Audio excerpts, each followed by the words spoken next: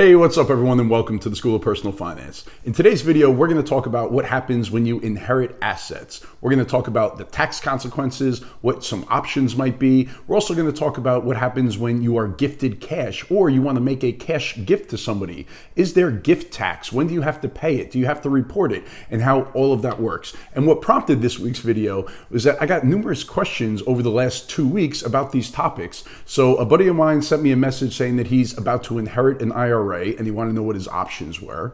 Then I had somebody else who said that their grandmother was about to gift them $50,000 in cash and they didn't know if they had to pay taxes on it, if their grandmother had to pay taxes on it, and how all of that worked. And then I had somebody else who just recently inherited a house from their aunt that passed away, and they had no idea about any of it. The tax consequences, what they should do, if they should rent it, if they should sell it, what their options were. So I thought that that would be a good topic to cover in today's video.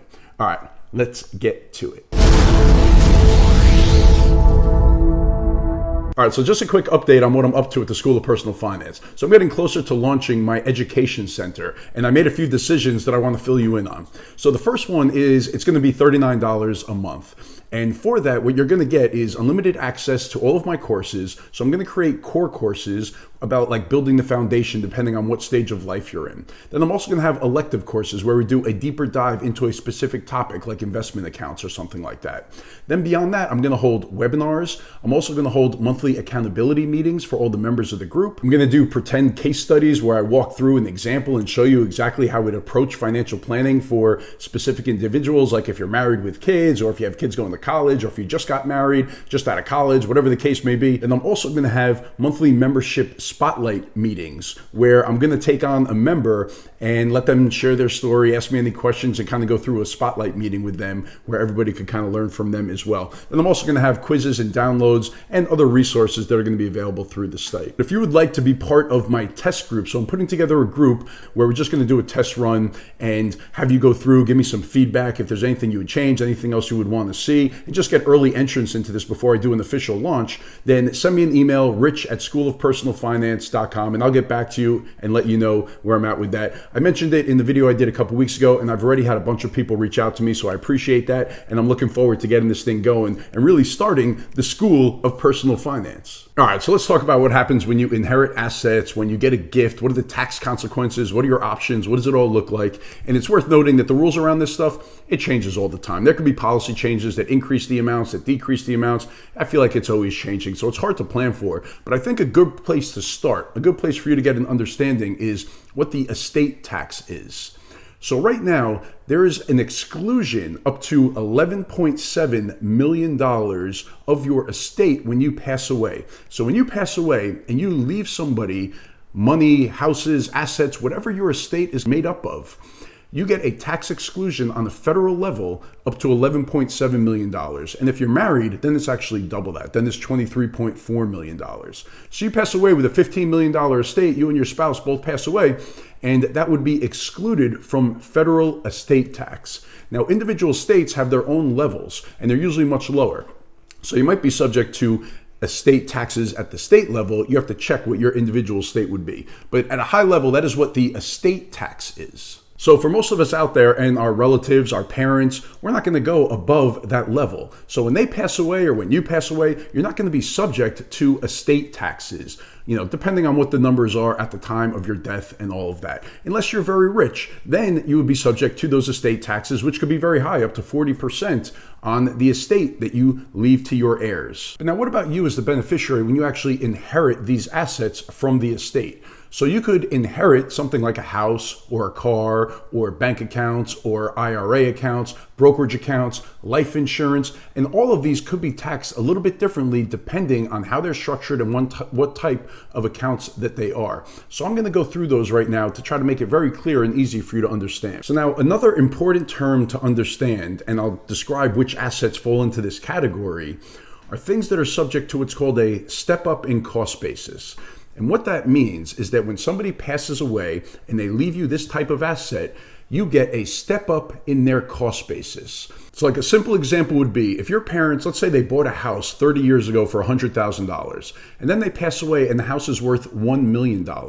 You would inherit it not at the $100,000 cost basis that they had when they purchased the house, but at the $1 million value of the house at their date of death. So you get a step up of the value, the date of death. So then if you turn around and you sell that house, you would not owe any taxes on it because you inherited it at a cost basis of $1 million. And let's say you turned around and you sold it for $1 million, there would be no tax consequence. Another simple example would be if you had a relative that owns stock in a brokerage account. Say, for example, they had $1,000 worth of stock that they purchased 30 years ago. And now that stock is worth $50,000. When they pass away and they leave that to you, you get a step up in cost basis. So if you turn around and you sell it for $50,000, you have no gain because you inherited it at the date of their death at $50,000. Then you sold it at $50,000. There is no gain. You got to step up in that cost basis. So from $1,000 to $50,000 in gain, nobody ever paid any taxes on that. So step up in basis, it's a huge tax advantage. And things like this, they're always on the table. So there's talk about a change to the step up in basis or eliminating it altogether. So it's not guaranteed to be there in the future. So now beyond that, another asset that you could inherit that is a good way to inherit money where there are no tax consequences to you is through life insurance. If you're the beneficiary on a life insurance policy and the insured passes away with the policy in force, you would get a tax-free check for the value of the death benefit of that life insurance policy. So that is another great way to leave money to beneficiaries where they don't have to worry about any tax consequences. And now bank accounts as well, like if you have a relative that passes away and they want to leave you the amount that they have in their savings account or money market account or checking account, you would just inherit that money without any tax consequences. There would not be any taxes due on that money. All right, now before I get into IRAs and retirement accounts, qualified accounts, I just wanted to touch upon the gift tax exclusion and how that works because there's a ton of confusion around that. So right now, there is a $15,000 exclusion for each individual to each person that they want to give $15,000 to. So for example, if I wanted to give you $15,000, I could just stroke you a check. You don't have to report it as income, and I don't have to report it as me giving you a gift. There's no tax consequences for that.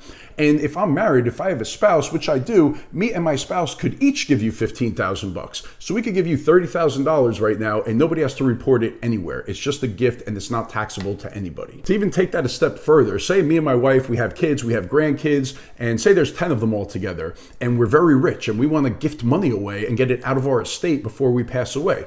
We would each be able to give $30,000, $15,000 from me, $15,000 from my wife to each of those 10 individuals. So that is $300,000 a year that we could get out of our estate just by gifting money to our kids and our grandkids, and we don't have to report it to anywhere, and they don't have to report it as income anywhere. Now, where the confusion lies is once you gift over $15,000 in a year.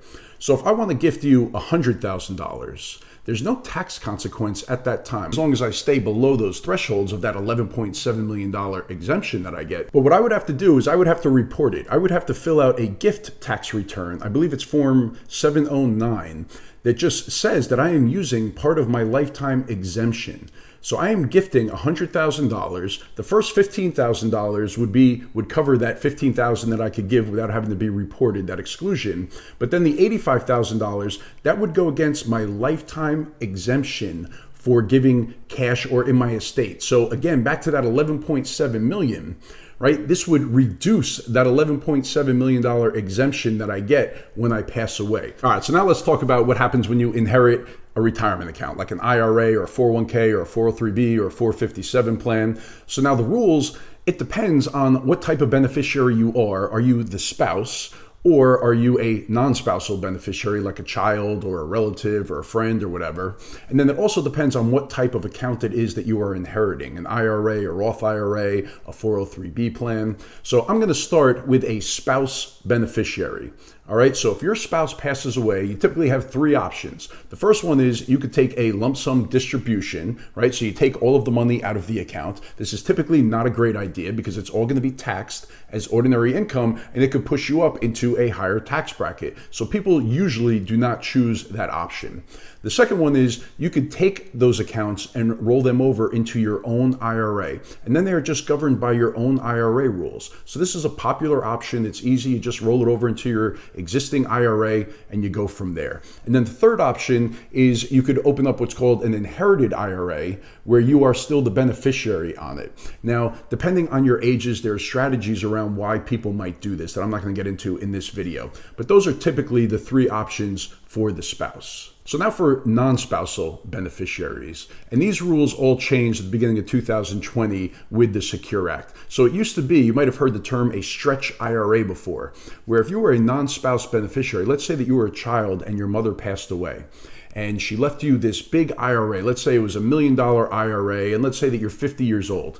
What you would be able to do is elect to have an inherited IRA with a stretch provision, which means that you could stretch this IRA out. You're required to take a small amount based on your life expectancy. They call it a required minimum distribution. And depending on how old you are and what your life expectancy is, there's a formula that says how much you would have to take out every year, but it's a pretty small amount. So for example, in the first year, it might be around 3% of the account value. So on a $1 million account, you'd have to take out $30,000. And then it goes up a little bit as you get older and your life expectancy gets lower. And you'd be able to stretch it for a very long time. And then you could pass away and leave that down to your kids. And this is how you're able to pass these IRAs down from generation to generation and stretch them out and get the tax benefits. But with the passing of the Secure Act, they changed all of that. And now, really all you could do is you have a 10-year window.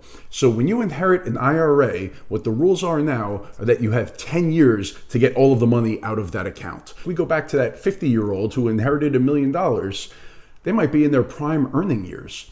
So if they took all $1 million out in year one, then their income, their tax bracket, they'd be in the highest tax bracket, right? So that would not be a good idea to do. So maybe what they would do is spread it over 10 years. Or maybe they would wait and say, you know what, I'm going to retire at, say, age 57. Maybe they do well. They're going to retire a little bit early. So maybe they would wait 7 years and then take it out, a third for the next 3 years to get all of it out there when their income has dropped. But there's strategy, there's planning that has to go into this. You almost have to look at the next 10 years of your life and see what would be the best way for me to get this money out. And now with Roths, so if you inherit a Roth IRA or a Roth 401k, then those are going to be tax-free to you. You still have that 10-year window that you have to get the money out, but it's going to be tax-free to you as long as the Roth has been open for 5 years. So there are some rules around that as well that you have to be aware of. Another option would be to disclaim the inherited IRA and let it go to the next beneficiary in line. The contingent beneficiary would then get the money. So some people actually do that if they don't want to pay the taxes for it, or if they have another reason, maybe they just don't need the money and they want it to go to the next beneficiary in line. So that is also another option. Another strategy that you could use to kind of reduce the tax impact if you really don't need the money is you try to juice up your retirement account contributions during those years that you're pulling it out. So let's say, for example, you have to take $30,000 out of the inherited IRA each year. What you could do, if you're married, you and your spouse, maybe you each max out or you each do $15,000 a year into your 401k contributions. So now you're doing $30,000, you're taking $30,000 from the inherited IRA, and it's basically a wash as far as taxes go. And now with all policies and rules, there are some nuances and some exceptions to it. So like, for example, if you are disabled or chronically ill, actually, if you are within 10 years of the IRA holder that passed away. So for example, if your sibling passes away and they name you as the IRA beneficiary and you're within 10 years of age with each other, then you still have that stretch opportunity available to you. Also, there's some provisions around minors where they're still able to do the stretch IRA option until they reach the age of majority, but you have to check with your specific state, and there's some nuances with that as well. And you are still grandfathered if you started doing a stretch IRA before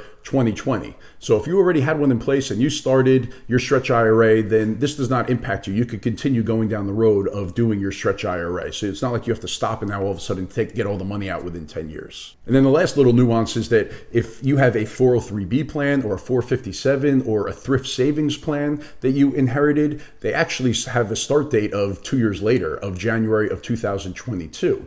So if that person passes away during this time and they leave you one of those types of accounts, you are still eligible to do that stretch IRA option. All right, everybody, that is it for this one. Went through a lot of information in this video. I hope that you found it helpful and that it cleared some things up for you. I mean, this stuff is just good to know. Even if it doesn't impact you today, it's just good to have a general knowledge around this stuff. Make sure to go to schoolofpersonalfinance.com. I would love to see you join my education center. Get rolling with that. Shoot me an email if you're interested. I'll see you again in the next video. Thanks.